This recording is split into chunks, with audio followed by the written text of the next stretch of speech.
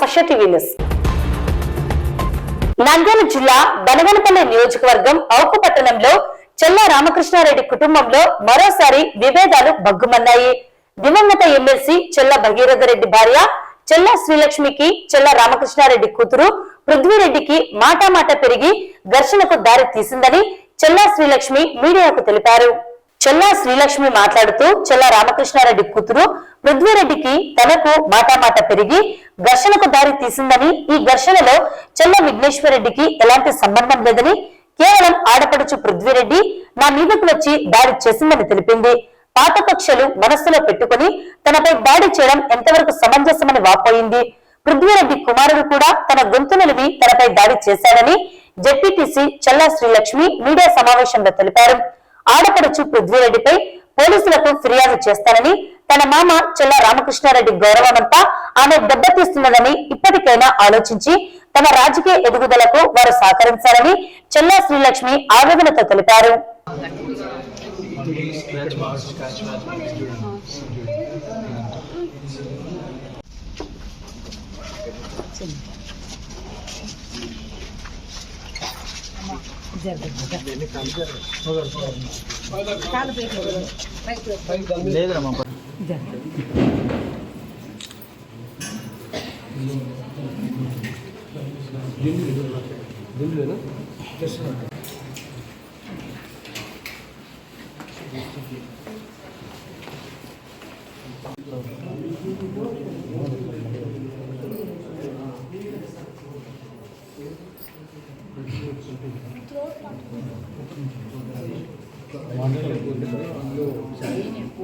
HP vote level అంటే meeting సరిగ్గా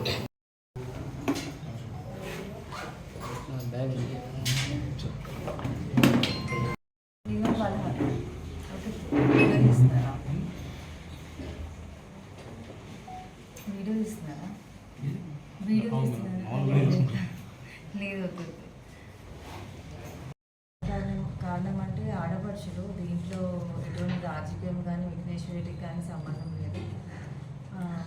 మా పెద్ద ఆడపడుచు 5 years నుంచి ఇంట్లోనే ఉంటుంది. ఎప్పుడు కానీ మేము ఎందుకు ఉంటున్నామో ఏం చేస్తున్నా వాళ్ళ ఆమె విషయాల్లో మేము ఎప్పుడూ అయితే ఇన్వాల్వ్ అవ్వలేదు. అంటే నేను కానీ బగ్గి కానీ అది వాళ్ళ అంటే ఆడపిల్ల కాబట్టి ఇంట్లో ఉంటుందని అనుకుంటూనే అన్నారు. ఉన్నాక మొన్న వాళ్ళ పిల్లలు వచ్చారు. మా చిన్న ఆడపడుచు హైదరాబాద్లో ఉంటుంది. ఆమె వచ్చినప్పుడంతా గొడవ చేయడానికి మెయిన్ వస్తూ ఉంటుంది పృథ్వీ. వచ్చి మొన్న పిల్లలు వచ్చి ఇంకా ఫాస్ట్గా ర్యాష్గా ఆఫీస్ ముందు మొన్న మా పిల్లలు క్రికెట్ ఆడుతుంటే ర్యాష్గా కార్ డ్రైవ్ చేసుకుంటూ వెళ్ళారు. అది వదిలేసాం. మొన్న నైట్ అయితే ఏమి కంప్లైంట్ అయితే ఇవ్వలేదు. నిన్న సేమ్ అదే పర్సన్ నిన్న మధ్యాహ్నం ఏమైందంటే ర్యాష్గా సేమ్ అట్లానే మళ్ళీ పృథ్వీవాడి పిల్లలు తార్ వెహికల్ తీసుకుని ర్యాష్గా మా ఊళ్ళో కొన్ని ప్లేసెస్లో కూడా అంటే మాకు ఫోన్ చేసి చెప్పట్లేదు ర్యాష్గా వెళ్తున్నారు అని. మా ఇంటి ముందే వెళ్ళారనమాట.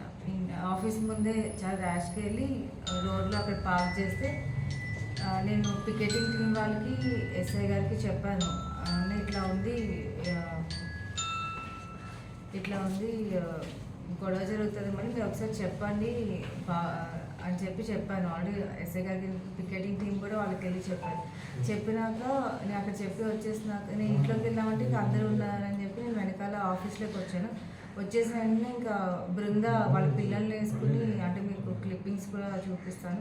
వాళ్ళ పిల్లల్ని తీసుకుని ఆఫీస్ ముందుకు వచ్చి నువ్వు బయటికి రా అది అని అనింది. అంటే నేను చెప్పింది ఏంటంటే అంత ర్యాష్గా డ్రైవ్ చేయొద్దు అని వాళ్ళ కంప్లైంట్ ఇచ్చాను. ఎందుకంటే పిల్లలు క్రికెట్ ఆడుతూ ఉంటారు, బయట తిరుగుతూ ఉంటారని చెప్పమన్నట్టు అంతేగాని వచ్చి మా పిల్లలు చేశారు అదే బృంద గొడవ పడింది. అప్పటికి నేను విశ్రుత్కి చెప్పాను. విశ్రుత్ కూడా వచ్చి సంవత్సరం నుంచి మీ విషయాల్లో మేము ఇన్వాల్వ్ అవ్వట్లేదు అని చెప్తే నేను నిన్నేం అనలేదు. ఎవరైతే జీప్ డ్రైవ్ చేశారో పృథ్వీ వాళ్ళ పిల్లలు వాళ్ళనే అన్నాను. నేను కావాలంటే చూడు నిన్ను అనలేదని చెప్పాను. ఆల్రెడీ చరణ్ కూడా హిమా వచ్చాడు, రాజశేఖర్ కొడుకు హిమా వచ్చి వదిలేయండి అంటే మేము వదిలేసి క్లారిటీ ఇచ్చాము.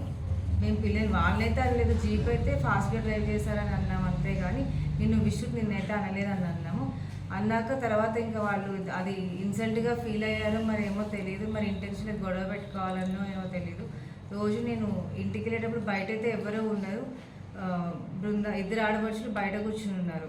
బయట కూర్చుని ఉంటే ఆల్రెడీ మధ్యాహ్నం నుంచి మా పికెటింగ్ టీం కానీ ఎస్కాటిక్ కానీ డౌట్ ఉంది, అంటే ఏదో ఒక జరుగుతుంది అని.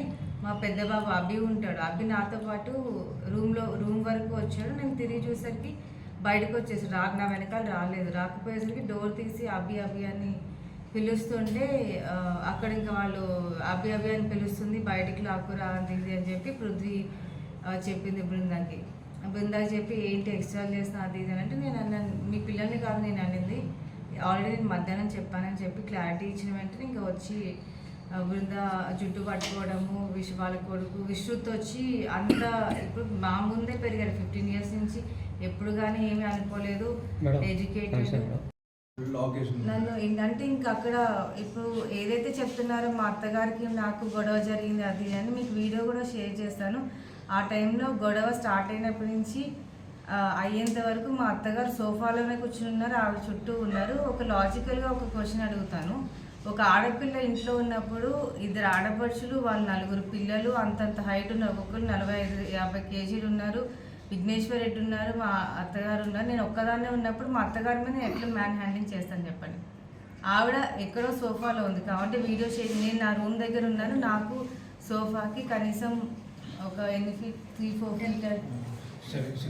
6 feet పైన గ్యాప్ ఉంటే నేను వెళ్ళి ఆవిడని ఎందుకు అంటాను. నేను ఇష్యూ జరిగి డిపార్ట్మెంట్ వాళ్ళు వచ్చి అంతా అయిపోయి అప్పటికి కూడా నాకు యాక్చువల్లీ అంటే ఆ గొడవలో తెలియలేదు. కొంచెంసేపు అయినాక కొంచెం పెయిన్ వచ్చినాక డాక్టర్ని పిలవమని చెప్పాను. ఎస్ఐ గారికి చెప్పాము డాక్టర్ని పిలవండి అని చెప్పాము. చెప్పిన తర్వాత అప్పుడు నేను అంబులెన్స్లో ఎక్కెళ్ళిన తర్వాత సడన్గా గొడవ జరిగింది, దెబ్బలు తగిలినాయి, లేకపోతే హార్ట్ స్ట్రోక్ ఎట్లా వస్తుందో నాకు అర్థం కావట్లేదు. అంటే లైక్ ప్రాబ్లం కానీ దెబ్బ కానీ అప్పటికి ఇక్కడ బృందాన్ని చూసినట్టయితే మళ్ళీ ఇంకా నా మీదకే వస్తుంది. విఘ్నేశ్వర్ రెడ్డి అయితే